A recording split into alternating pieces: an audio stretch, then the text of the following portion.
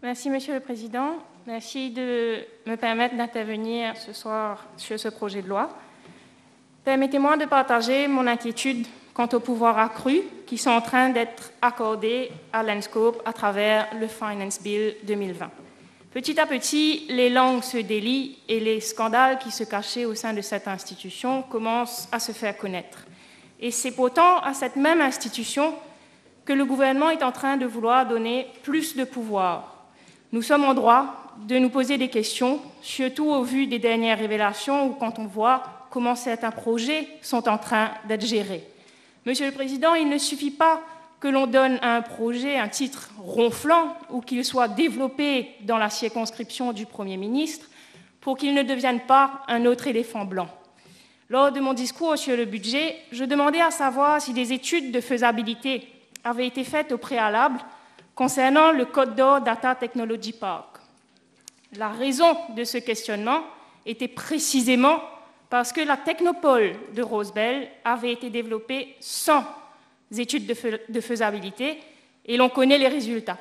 Un éléphant blanc de 300 millions de roupies qui continue à coûter très cher en maintenance. Et c'est l'argent des contribuables qui est gaspillé. Et voilà que devant l'inquiétude des citoyens, la responsable de Landscope annonçait fin juin que des études de faisabilité seront effectuées pour le Côte d'Or Data Technology Park, mais après l'appel d'offres. Le gouvernement choisit donc de ne pas tirer les leçons du passé et de refaire, encore une fois, les choses à l'envers. Mais la question est, dans quel intérêt? Dans quel intérêt peut-on vouloir refaire la même erreur pour pouvoir développer un projet aussi coûteux sans avoir la garantie qu'il sera économiquement viable? Certainement pas dans l'intérêt des contribuables. Le fait de se lancer tête baissée dans un projet d'une telle envergure ne rassure pas quand on sait les allégations qui pèsent sur cette institution depuis quelque temps. Et pendant que l'intérêt économique national de ce projet reste à être prouvé, le tort à l'environnement est lui certain. Le master plan est en cours de réalisation et Landscope ne vient certainement pas enlever la canne pour, par exemple, assurer notre sécurité alimentaire à travers l'agriculture vivrière, mais pour y mettre ni plus ni moins que du béton. Au nom des contribuables, je demande au gouvernement de ne pas refaire la même erreur et de s'assurer de la viabilité de ce projet avant de l'implémenter. Et à côté de cela, est-ce que Landscope a les compétences requises pour évaluer les permis de conversion? Est-ce que, de par le nouveau rôle qui lui sera attribué, les autorités locales, le ministère de l'agroagriculture ou celui des terres et du logement ne seront plus consultés? Comment est-ce que Landscope aidera concrètement les petits planteurs dans leur demande de conversion? Nous nous attendons à ce que le gouvernement vienne nous éclairer sur ces points. Monsieur le Président, le secteur de la construction avait été présenté dans le discours du budget comme étant le poumon de la relance économique. Pendant que l'île Maurice se paye de la publicité aux frais des contribuables dans The Economist pour se déclarer Coronavirus Zone Free, l'île de la Dominique fait réellement la une en devenant le premier Hurricane-proof and climate resilient country in the world, afin de se protéger des supercyclones qui vont augmenter en puissance destructrice et en nombre avec le réchauffement climatique. La Dominique a choisi de construire des infrastructures et une économie qui puisse résister aux cyclones en ayant pour objectif ultime de devenir une île biologique, conjuguant l'écotourisme, l'agrotourisme, le tourisme de santé, la pratique d'un commerce éthique et équitable qui n'exige pas une consommation excessive des ressources naturelles du pays. Le pays a été récompensé par la certification Green Globe 21 et cela en fait une destination touristique attrayante. La Dominique a par ailleurs été classée par le magazine The Economist comme le pays à plus forte croissance du PIB par rapport à l'année précédente, soit 8,8%. Nos dirigeants devraient prendre note, car rien de tout ça n'est malheureusement prévu ici, bien au contraire. Pour encourager donc les constructions, le gouvernement prévoyait d'amender le Environment and Land Use Appeal Tribunal Act en catimini pour restreindre ceux qui auraient le droit de faire appel des décisions du ministère de l'Environnement concernant les IAE. Le gouvernement cherchait visiblement à empêcher les citoyens engagés dans la préservation de notre environnement et de notre littoral d'utiliser la voie légale pour adresser leur contestation. Au final, nous remarquons que le gouvernement a fait marche arrière sur ce point. Mais cela reste quand même difficile de faire appel de la décision de donner un permis IAIE, car 21 jours pour soumettre tous les documents pour contester une décision représente un délai très court et constitue en soi une atteinte au droit de tout citoyen de pouvoir faire appel. Le gouvernement n'est donc pas allé de l'avant avec l'amendement au Environment and Land Use Appeal Tribunal Act qui était prévu, mais il fallait qu'il trouve un autre moyen pour faciliter, entre autres, les 34 projets de construction pour un investissement de 62 milliards de roupies, comme annoncé dans le discours du budget. Et c'est là où j'aimerais attirer l'attention sur un point particulier du Finance Bill qui n'était pas annoncé dans le budget.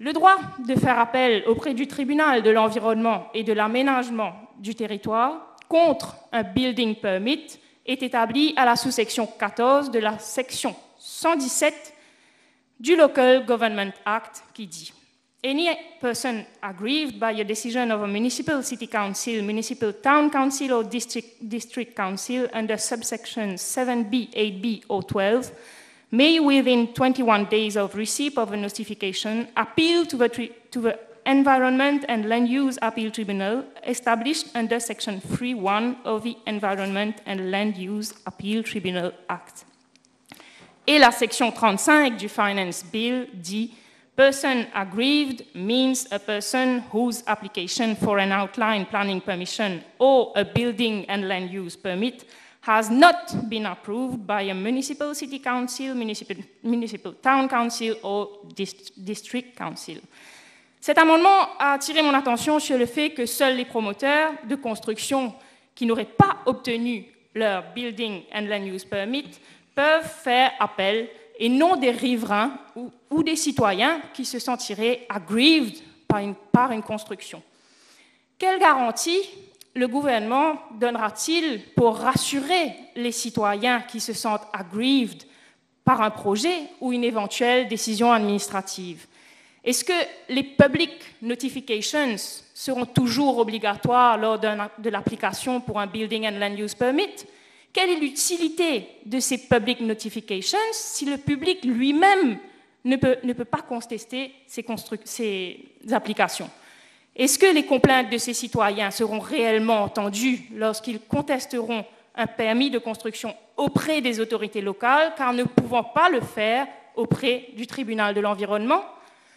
Tout citoyen, Monsieur le Président, doit pouvoir saisir les tribunaux pour contester une décision administrative qui l'affecte, et cet amendement au Local Government Act ne prend en considération ni l'aspect social, ni l'impact social, ni l'impact environnemental que peuvent avoir certains projets et qui doivent pouvoir être contestés par les citoyens si besoin est. Prenons d'abord l'aspect environnemental. Pour rappel, la section 2 de l'Environment Protection Act dit « Every person in Mauritius shall use his best endeavors to preserve and enhance the quality of life by caring responsibly for the natural environment of Mauritius. » Et à défaut d'avoir un organisme indépendant qui serait chargé de s'assurer de la protection de l'environnement, comme nous l'avions proposé dans le manifeste électoral du MMM lors de la dernière campagne électorale, ce sont les citoyens qui doivent assumer ce rôle de chien de garde. Le ministre de l'Environnement appelle lui-même souvent les Mauriciens à devenir des éco-citoyens. Mais j'aimerais qu'il nous dise comment devenir des éco-citoyens si le droit à agir pour protéger l'environnement est diminué. Encore une fois, malheureusement, Monsieur le Président, les paroles sont en contradiction avec les actions. Monsieur le Président, comme le ministre de l'Environnement l'a souligné lui-même dans son discours, il existe une liste des projets qui requièrent un permis IAIE, plus précisément le Schedule 5 de l'Environment Protection Act, et parmi eux figurent par exemple les housing projects and apartments above 50 units within 1 km of high water mark. Ce qui fait que les projets ne dépassant pas les 50 unités et qui ne sont pas dans le 1 km of high water mark ne sont pas soumis à l'obligation d'un IAIE. Bien évidemment, nous le savons, éviter les procédures de permis IAIE permet d'éviter les éventuelles contestations du public. Et c'est ainsi que nous avons pu voir émerger, comme par hasard, des projets de villas de luxe sur la zone côtière ne dépassant pas les 50 villas ou appartements et qui ont donc été construits sans permis IAIE. Je ne pointerai du doigt personne en particulier, mais nous avons vu des projets aller demander directement des building permits aux autorités locales sans passer par le ministère de l'Environnement et sans avoir obtenu au préalable un permis IAIE, alors même que ces projets sont souvent construits dans des zones comprenant nombre de wetlands, de drains naturels et viennent menacer des écosystèmes qui sont essentiels à la bonne santé des plages, à la bonne santé de nos coraux, de nos lagons et qui permettent de lutter contre l'érosion côtière accélérée de nos côtes, que le ministre de l'Environnement lui-même a regretté dans son discours.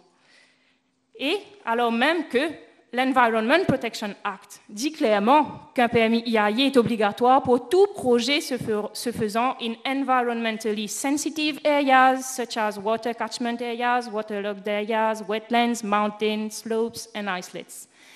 Donc, dans ce genre de cas, faute de pouvoir contester les IAIE quand ils n'existent pas, l'autre recours qu'il resterait aux citoyens serait de contester le permis de construction du projet. Or, cela n'est pas possible, car ce droit est réservé aux promoteurs qui n'ont pas obtenu leur permis de construction. Monsieur le Président, si le ministre de l'Environnement est vraiment sincère dans sa volonté de protéger notre patrimoine écologique, j'aimerais lui demander de faire en sorte que ce type de projet que je viens de décrire et qui échappe à la loi et à l'obligation d'être soumis à un IAIE soit inclus dans les undertakings requiring an IAIE or an preliminary environment report. Car ce qui est important, Monsieur le Président, n'est pas le nombre d'unités, qu'il s'agisse de 50, 45 ou même 60 unités, ce n'est pas important. Ce qui est vraiment important, c'est que le projet ne vienne pas dégrader davantage notre patrimoine écologique. Le ministre a le pouvoir de demander à ce qu'un projet qui ne se trouve pas sur la liste soit soumis à un IAIE ou à un Preliminary Environment Report.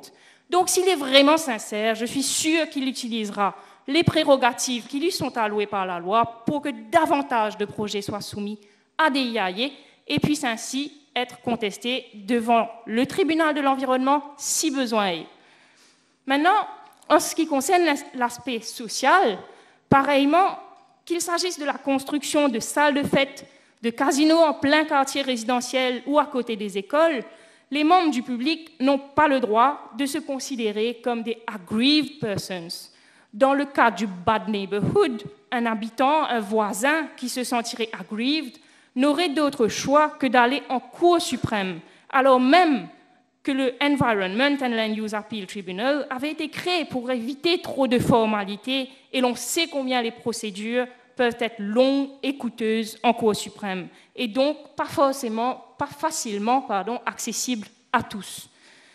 Et c'est comme cela, par exemple, que des habitants de ma circonscription, ne pouvant pas contester le projet de construction d'une salle de mariage en plein milieu résidentiel, ne pouvant pas contester cela devant le tribunal de l'environnement, ils n'ont pas pu le faire non plus devant la Cour suprême parce que cela impliquerait une procédure trop lourde.